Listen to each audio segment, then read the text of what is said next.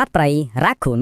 កំពុងវិវត្តคล้ายជាសត្វចិញ្ចឹមរបស់មនុស្សមានការស្រាវជ្រាវមួយបានរកឃើញថាសត្វរ៉ាខូនដែលរស់នៅក្នុងទីក្រុងនានានៅអាមេរិកចាប់ផ្ដើមមានរូបរាងកាយខុសប្លែកពីសត្វរ៉ាខូនដែលរស់នៅតាមជនបទឬក្នុងព្រៃ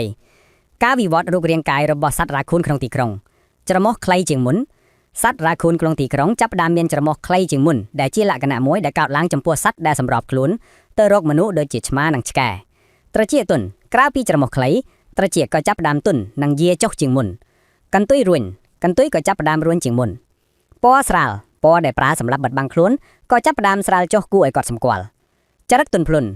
ពួកវាក៏មានចរិតទន់ភ្លន់ជាងមុននិងលែងខ្លាចមនុស្ស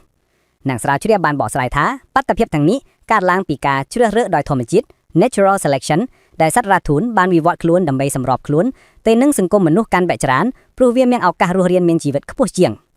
ទោះជាយ៉ាងណាវាមិនមែនមានន័យថាឥឡូវនេះយើងអាចចាប់សត្វរ៉ាខូនមកចិញ្ចឹមបានភ្លាមៗនោះទេព្រោះពួកវានៅតែមានសភាពតិចសត្វព្រៃនិងភាពរពើបនៅសេសសល់ច្រើន